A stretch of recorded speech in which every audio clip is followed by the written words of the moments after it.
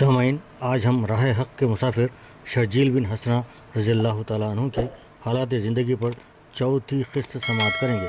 قبل ازیں ہم نے سنا کہ شرجیل بن حسنہ رضی اللہ تعالیٰ عنہ شام کے رومی سلطنت کے کئی علاقوں کو فتح کرتے ہوئے آگے بڑھے اور صحابہ رضی اللہ تعالیٰ نے اجنادین کو بھی فتح کر لیا۔ اجنادین کی فتح کے بعد اب متحدہ اسلامی لشکر دمشق کی طرف آگے بڑھا اور ایک بار پھر اس کا نہایت سختی سے محاصرہ کر لیا۔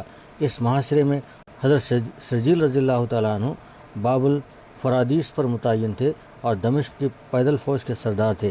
یہ محاصرہ کئی ماہ تک جاری رہا۔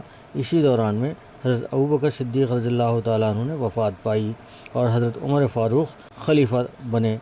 اہل دمشق کو میدان میں آ کر مقابلہ کرنے کی ہمت نہ تھی، اس لیے وہ فصیل شہر ہی سے مسلمانوں پر تیر اور پتھر برساتے رہتے تھے۔ البتہ دو چار موقع ایسے ضرور پیش آئے کہ بعض منچلے دستوں نے شہر سے باہر نکل کر مسلمانوں پر حملہ کیا، لیکن منہ کی کھا کر پسپا ہو گئے۔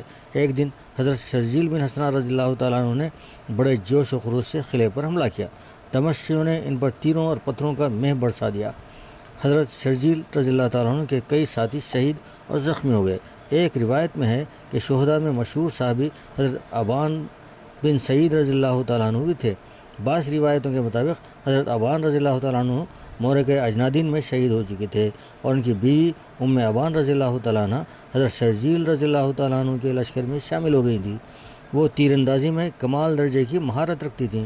دمشقیوں نے مسلمانوں پر تیر اور پتھروں کی بوچھاڑ کی تو تاک تاک کر رومیوں کو تیر مارنے لگیں۔ ایک تیر اس پادری کو لگا جو صلیب ہاتھ میں لیے رومیوں کو جوش دلا رہا تھا۔ صلیب اس کے ہاتھ سے چھوٹ کر شہر پناہ کے نیچے گر پڑی۔ اس پر رومیوں میں سخت اشتعال پیدا ہوا اور اپنے سردار توما کی سرکردگی میں دروازہ کھول کر حضرت شرجیل رضی اللہ تعالیٰ عنہ کے لشکر پر حملہ ور ہوئے۔ حضرت شرجیل رضی اللہ تعالیٰ عنہ اس طوفانی حملے سے مطلق ہراساں نہ ہوئے اور رومیوں کو منہ توڑ جواب دیا۔ اس موقع پر ام آبان رضی اللہ تعالیٰ عنہ یہ رجز پڑھتے ہوئے رومیوں پر تیر برسا رہی تھیں کہ ام آبان تو اپنا انتقام لے اور ان پر پے در پے حملے کیے جا، رومی تیرے تیروں سے چیخ اٹھے۔ حضرت ام آبان رضی اللہ تعالیٰ عنہ کی کمان سے نکلا ہوا ایک تیر توما کی آنکھ میں لگا تو چیخ مار کر پیچھے کی طرف بھاگا۔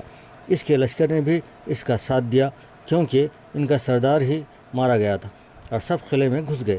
محاصرہ دمشق کے دوران میں کئی اور موقعوں پر بھی حضرت شرجیل رضی اللہ تعالیٰ عنہ نے کمال درجے کی شجاعت اور جان بازی کا مظاہرہ کیا، یہاں تک کہ خود حضرت خالد بن ولید رضی اللہ تعالیٰ عنہ نے ان کی سرفروشی اور استقامت کا اعتراف کیا۔